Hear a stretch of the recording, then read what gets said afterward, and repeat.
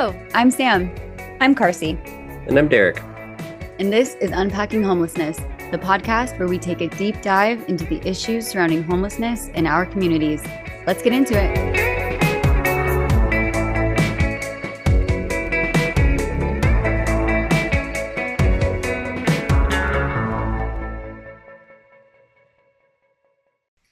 Good morning, everybody.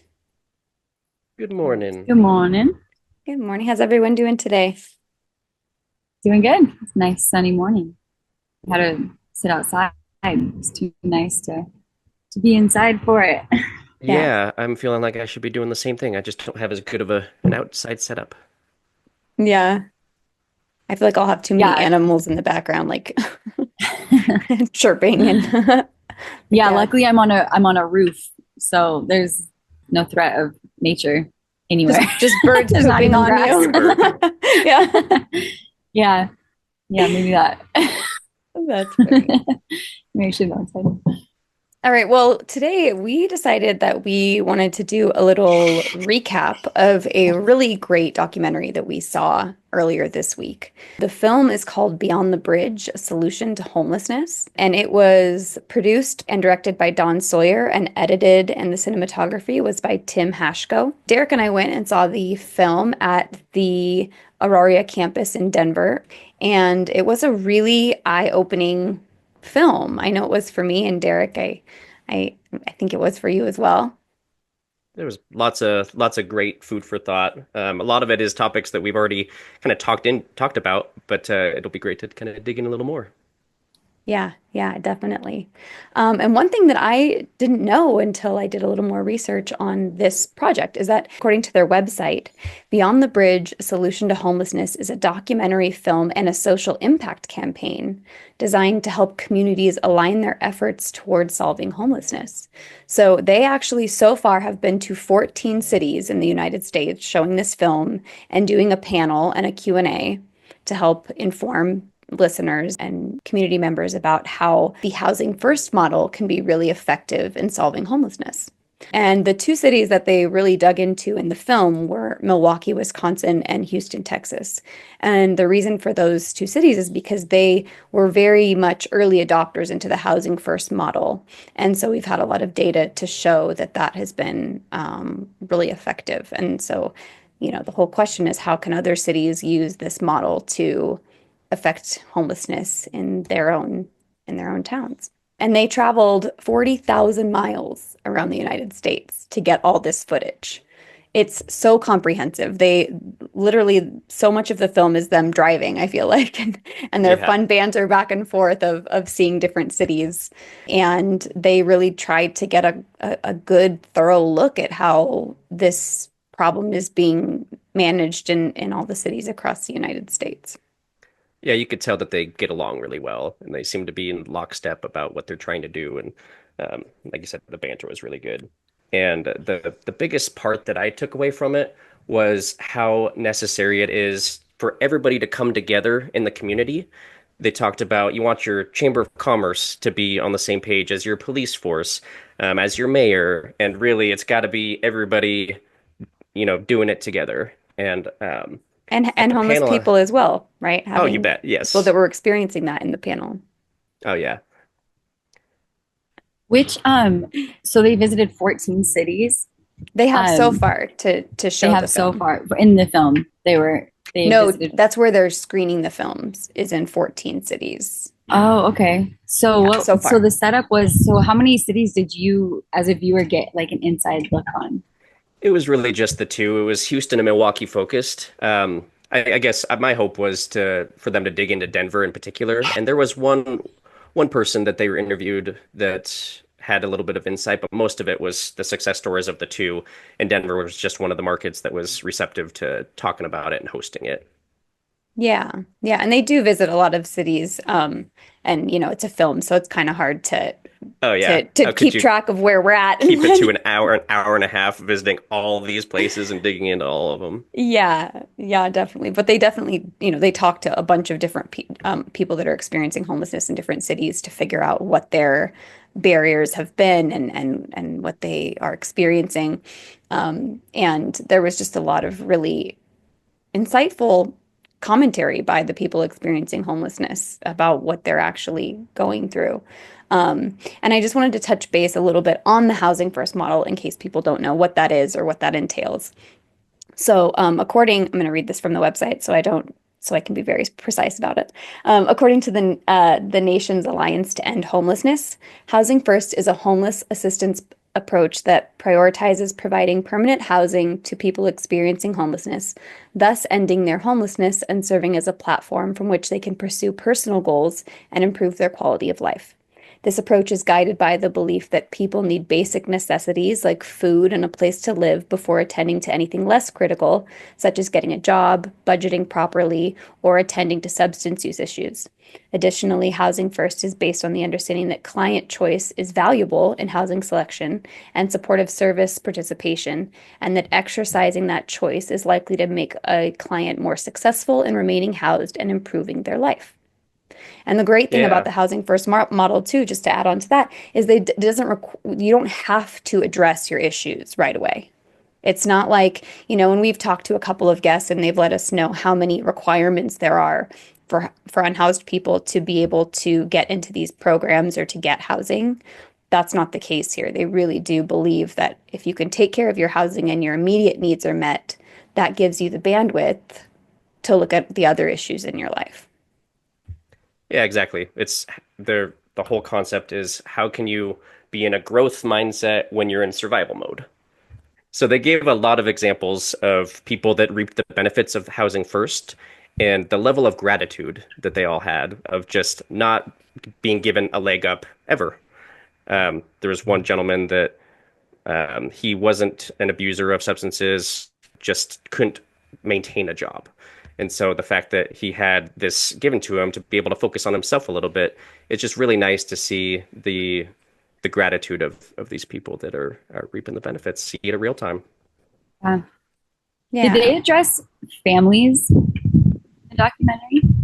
No, not really. It was mostly individual people from what I Okay. saw. I mean, Derek, do you agree with that? Yeah, yeah, they didn't really get into families too much. Yeah, I'm sure that's like a whole other thing, but I think that would be really interesting. But yeah, so the housing first model is a really it's a very effective model and it's been studied and there's a lot of evidence to support that that is the way that we can really make a big difference in the number of unhoused people in the United States. And it's funny because like Derek was saying with that one gentleman who was just I almost teared up every time somebody was able to get a home, like and get an apartment that was theirs. They were so overcome with just like disbelief and gratitude that this was going to be their place to live. And for anyone thinking, oh, we're just giving houses away, that's not quite how it works. They have to pay a third of the rent. So they do have to show that they have some income and that they're able to support themselves, right? But as far as the requirements, it's the same as any other tenant. So any of the lease terms, those are their expectations of, being a good neighbor, taking out their trash, keeping their home clean. But if they can do that, then they're eligible for this. And it made me so emotional to see these people get so excited to have a place that was theirs and the pride they took in, they would come and then talk to people who had lived in these housing buildings for a period of time. And they were just so proud of like their kitchen and their bathroom and their furniture. And one of the Yeah. guys, yeah, he had mentioned, he was like, I don't want to spend money on drugs. I want to spend money to fix up my house. Like I Decorate want my to, place. yeah, I want Yeah. to decorate. I want to buy food that I get to cook. And it was just really, really cool to see that they're making such an impact on trying to help people see that housing first is really a great place for us to start if we really do want to take a bite out of this problem. Well, and if you think of any big city, when you're describing the city, you often talk about, oh yeah, steer clear of the east side or whatever pocket of trouble that things happen in. And Hmm. with Housing First, it's about acclimating into the general population. And so the couple of the people that were interviewed were talking about how They're used to hearing gunshots at night, and Mm. it's just busy, it's loud, and with where they were able to get a house through this program, then they actually had a sense of peace that they just weren't used to, and that was pretty eye-opening. Of yeah, you don't think about where they're coming from and how they can benefit themselves by being just acclimated and treated like a normal person. They're in an area that's populated by normal people, and they're not looked at as low income or homeless or whatever the term you want to use. It's they just felt like a normal human being where they're not used to being treated like that when they're on the street. Yeah, and going back to your sense of peace, I mean that you hit that one right on the head. Like that for some reason had not even occurred to me that people that are experiencing homelessness have no peace. There's no quiet, there's no calm, there's no time for self-reflection. You're just really in fight or flight the whole time. And it just made it so like, I don't know. Not to say that I didn't believe in the housing first model, especially since I've learned that the housing first model is very much dependent on having supportive services for that to be Yes. effective. It's really not effective just by itself, but when you also provide services, that's when they really see their numbers. Right. Yes. So that's the best way to counter the arguments of if you're giving them a housing, you're just giving them a place to shoot up, or you're putting tax dollars towards this unconditionally, and that's just not the case. They pay, like you said, a third towards rent. Supportive services are there. They're getting constant check-ins with people. There was one little back and forth between someone who was against the model and that they told him like it's not housing only, it's housing in conjunction with supportive services. Absolutely.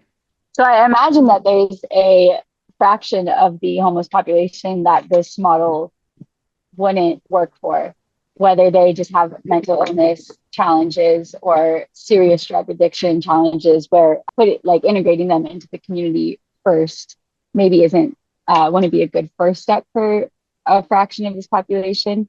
Did they offer like a percentage of Didn't hear a specific answer to that, but I will say that that's part of what the services are for, and anything's only going to work if someone is willing to accept the help. So I feel like Sure. this was more of a broad overview, the housing first model. It wasn't really getting into those edge cases so much. Would you agree with that, Cars?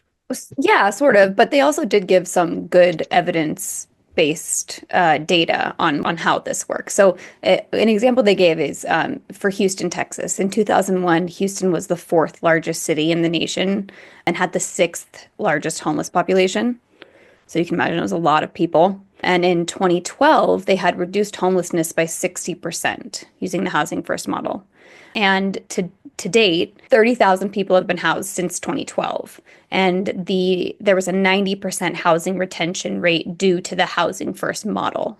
So the housing first model in itself does have very high statistics to support that this works for many unhoused people. Of course, there's always going to be a portion of the population where they simply don't want help, and you really can't help people that don't want help. But the vast majority of people, even if they say they don't want help, once their needs are met, they might decide, you know what, my life is worth a little bit more, and I could put forth the effort to see what else is out there. Maybe that is something I want to try. And according again to the nation's Alliance to End Homelessness website, there are two types of program models for Housing First. One is called permanent supportive housing, and that one is targeted to individuals and families with chronic illnesses, disabilities, mental health issues, or substance use disorders who have experienced long-term or repeated homelessness. It provides long-term rental assistance and supportive services. And then there's another program called Rapid Rehousing, and that's employed for a wide variety of individuals and families. It provides short-term rental assistance and services. The goals are to help people obtain housing quickly, increase self-sufficiency, and remain housed. The core components of rapid rehousing, housing identification, rent and move-in assistance, and case management and services. So it operationalizes housing first principles. And then there's data to support both of those models individually. So permanent supportive housing has a 1-year housing retention rate of up to 98%. Studies have shown that rapid rehousing helps people exit homelessness quickly. In one study, an average of 2 months and remain housed. a variety of studies have shown that between 75% and 91% of households remain housed after a year after being rapidly rehoused. So at Wow. minimum 3 and 4. And taking a step back real quick on part of that whole community engagement thing is they talked about having full-time positions for landlord engagement. Because part of that is you can't have buy-in without the landlords being bought in. And that was a kind of a no-brainer when you're thinking back on it, but in general, it just makes perfect sense. You need full-time positions to engage the community to get buy-in. Yeah. So did they like offer, and were there situations where they would offer like an incentive or like a tax incentive or something to these buildings that were willing to like partake in this program or in this structure? Well, Yeah. Percy, do you know? I don't I, think they got into I don't that. think that they got into it. Yeah, I agree. But I I have heard from alternate. So my landlord actually has Section 8. He partners with Section 8, and so it's just a guaranteed income. While they aren't necessarily the ones paying for it in full, then there are benefits as far as that goes. They Sure. also talked about attracting private funds. Because of this community engagement model, then there is there's a lot more buy-in from the private sector that see, oh, you're doing something good for the community. Just raising awareness and getting more people to participate was a big thing. Yeah, it was such a high success rate. It really goes to show that rent is unattainable for for a large part of the population. hmm I think we point the finger a lot at the individual and we say, oh, well, it's just you can't get your stuff together, or, you must have a drug problem, or you must have a mental illness, or, there must be a reason why you can't integrate, or why you can't, you know, Yeah, it's meet just this standard. But I think it's like, it just kind of goes to show that, that threshold of being able to get like that entry into a house to rent is, it's just difficult, and it does cut off a lot of the population. And I mean, I think there's a lot of us living paycheck to paycheck who we're just barely making rent, we're barely getting in there, and so we're Yeah. yeah. not the last in line.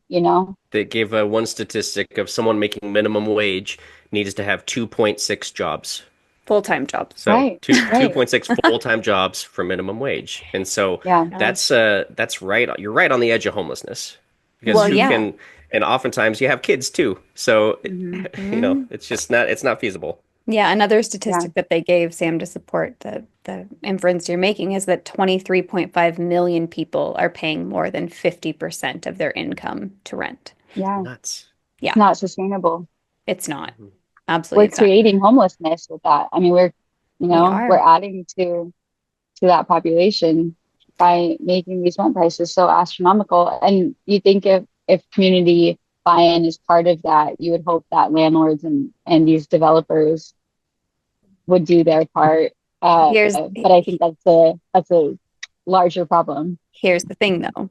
So this is something that I hadn't even really thought about, but it was explained that a lot of the time when developers want to develop a land, they'll go to the city or to whoever they have to do all the permitting through. And the permitting office, this sort of pointed back to the idea that a lot of the problems actually are caused by the cities themselves, because they'll then tell the developers, okay, you can develop here, but you have to use, here's all the standards that you have to meet when you're building, certain lighting fixtures, certain, they gave a ton of different examples of the bars they had to meet in their building. And then Parking also, lot spaces. I yeah, but even just like the remember certain types of was one of fixtures. them. Yeah, certain type of Yeah. fixtures. Just menial things, really. And then they'll say, "Hey, we also want you to pay for, the school district fees that need to be paid, or like this other sort of city fee that's this astronomical fee. We want you to take care of that too. Do all of that. And yeah, you can develop this land, but by the time this has all been agreed, they've just raised each unit by $20,000, $30,000. And Oh so even my. if their best intentions are to make housing affordable, there's all these other barriers and restrictions placed on them by the cities. Hmm. Wow. Wow. And alternatively, the city has the same power to say, yeah, you can develop here, but this much percentage of your building should meet a Section 8 requirement, or allowance or something. Those cities really do hold a lot of power. Well, they Yeah. also got into how, these organizations like homeless shelters aren't incentivized to get people out of there. There's big money in it for keeping people homeless. Hmm. Yeah, the United States pays $10.5 billion per year toward homelessness and shelters in particular. Like they gave a stat that like they'd receive $3,000. What was it per month for one bed in a New York City shelter, which is Yeah. insane. Yeah, the way I That's tried to rent. Yeah, I how mean, how I tried to wrap my head around it is if you got a hotel that's only housing, 10%, then there's so much more money on the table versus homeless shelters. They're getting that funding. So the more people they have, the more money they bring in. So yeah. yeah, it's a little backwards. So housing first seems a lot more attainable of spending money towards getting these people housed because of all these obstacles on the Yeah. outside. Well, and then digging into, I Wow. mean, if we want to dig into the cost, right? Because a lot of people might poke holes and like, wow, that sounds so expensive. Well, there's actually some statistics that show that this is actually a lot less expensive to taxpayers than the shelter system. Another statistic from the nation's Alliance to End Homelessness is that providing access to housing generally results in cost savings for communities because housed people are less likely to use emergency services, including hospitals, jails, and emergency shelter, than those who are homeless. One study found that an average cost savings on emergency services of $31,545 per person housed in a Housing First program over the course of 2 years. Another study showed that a Housing First program could cost up to 23,000 less per consumer per year than a shelter program. Oh, and this reminds me of a point that Deputy Steve Johnson was making, who we interviewed out of Seattle. In his perspective, it's not a resource issue. It's where those resources are being allocated. This is a perfect example of that, perfect study proving that point that he was trying to make. Also, we are speaking with Brooke. We haven't had her on yet. I'm not sure the order which we'll release this in, but eventually our audience will meet Brooke, who has worked in an emergency room and has had experience treating people who are coming in off of the street to take advantage of those services that are free to them, but do cost taxpayers money. So it'll be interesting to speak with her and what, like, the number of people she would do intake for and see coming in that were using those resources. Yeah, it's redirecting funds. It's not brand new money that taxpayers are having to pay for this housing first model. It's just redirecting funds that are already out there. And one of the things too that this film brought up, which isn't a surprise, but the statistics are surprising, was about the number of people of color that are experiencing homelessness, specifically African Americans. But in Denver, they mentioned that 50% of homeless people are people of color. And they actually the disproportionate number of African American people in particular that are experiencing this, they actually have a general formula that they'll use for cities. So if you have whatever your percentage of in the city of African American people, let's say it's 10%, you Mhm. multiply that by three, that's the expected homeless population of African American people, which just really points to the racism. Mm. Yeah, it's not as though Denver is looked at as a super diverse area. So if 50% are African American, it's far fewer than 50%. 50%, yeah, 50% are people of color in Denver. Right, Not right, necessarily all African American, but people of color. right. Yeah. But yeah, we're such a small percentage of the population of Denver, that many more people are homeless. That yeah, it's not right. Yeah, Wow. it's so sad. This didn't come about from the film, but I was telling you a little bit, Carsey, on how what opened my eyes. I saw an interview of someone who was talking about reparations, and I haven't necessarily been pro reparations, giving money to people of color for past issues. But I will say the counter argument to why it made sense was generational wealth. If Oh, wealth is yeah. being passed on from people who made money off the backs of others, and then it's passed down, then that's money that came as a result of that. And so, should we ban people being able to dip into the wealth of their family from the past?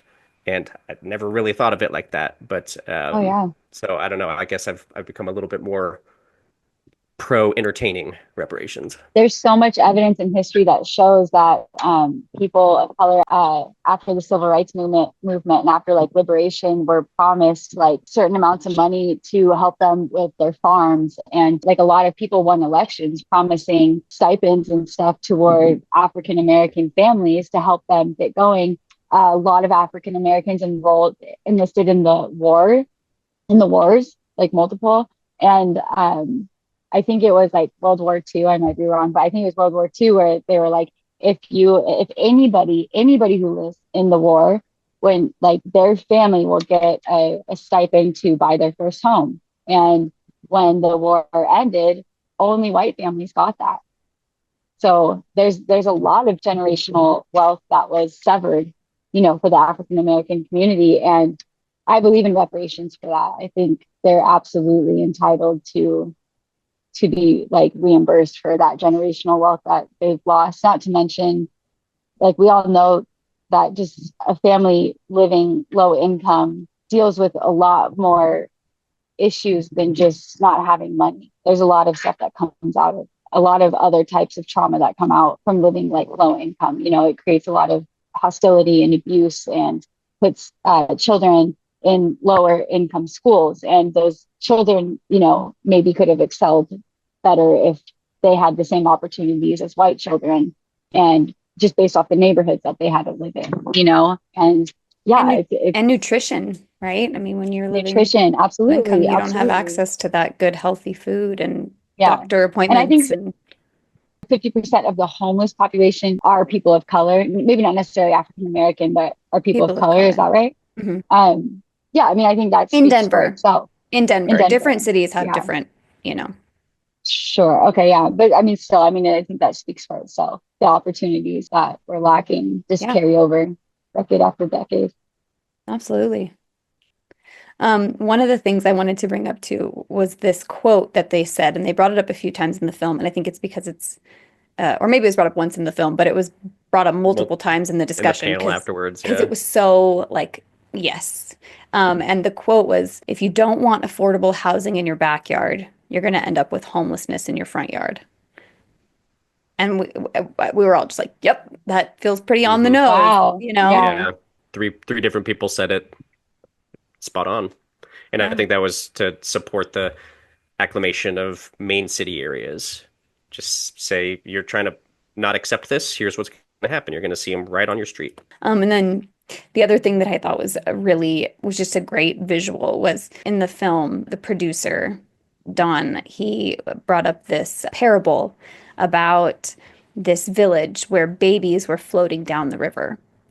And so the village people, they created a machine to catch all the babies because they were trying to, gather the babies at the bottom of the river.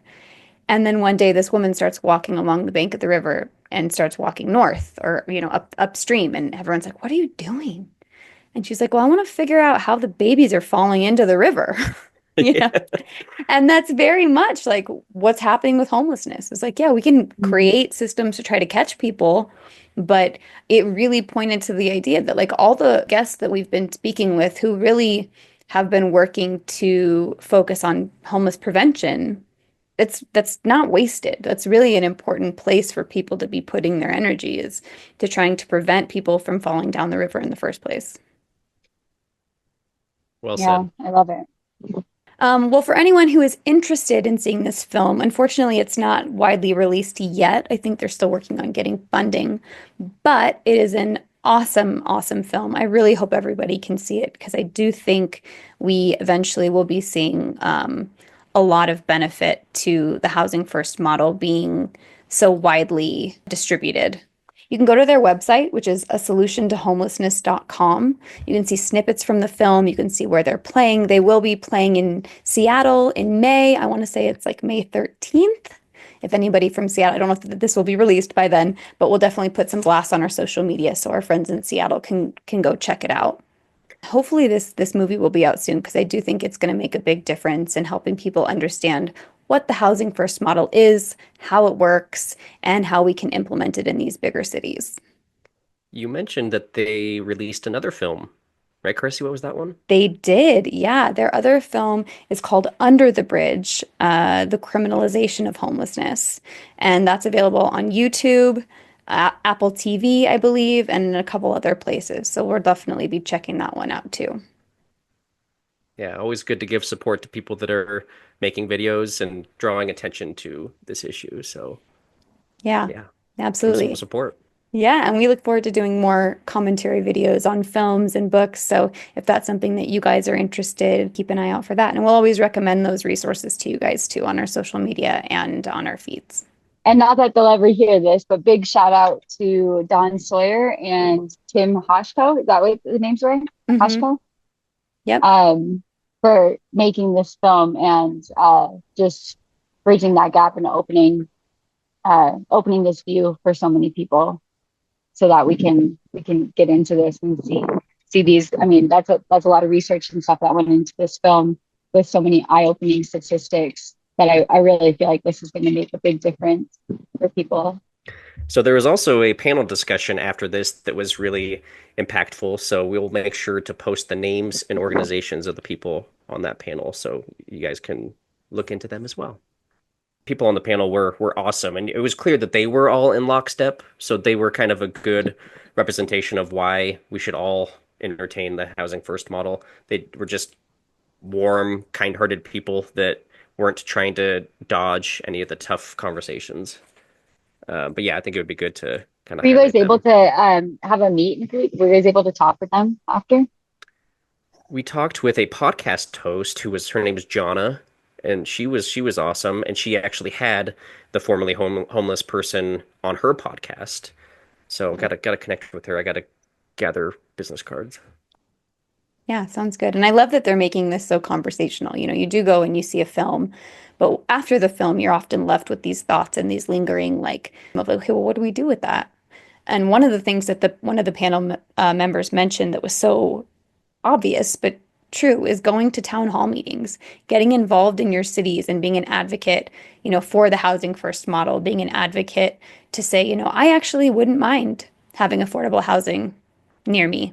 I've done some research and I understand that that's really an important thing that our cities need to be implementing. So that's just one small way that people can get involved. Yeah, those people that are showing up for their local community deserve to have a louder voice for these things. So encourage everybody to do that. Yep, exactly. And if you want to learn more about the housing first model, which we really encourage, we're learning about it every day. And I think everybody should familiarize themselves with what that actually means. Because I think on its face, it just seems like we said, just throwing a house at people and expecting everything to work out for them.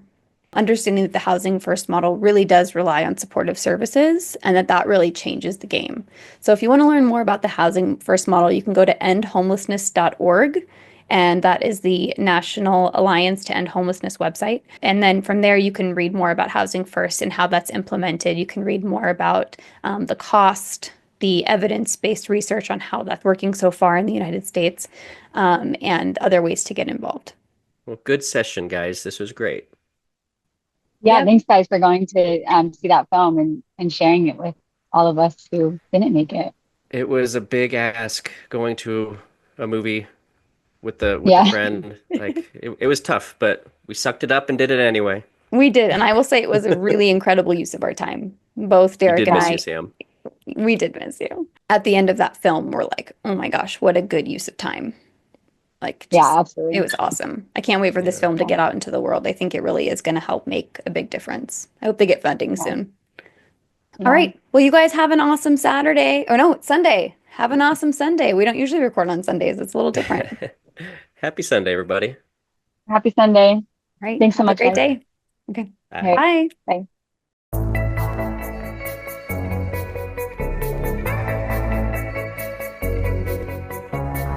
Thanks for listening to Unpacking Homelessness. This episode was produced and edited by us. Our theme song is by Eric Lawson. You can find more of his music at soundcloud.com/eelaws. If you or someone you know would like to contribute to our show, get in touch with us at unpackinghomelessness@gmail.com. Until next time.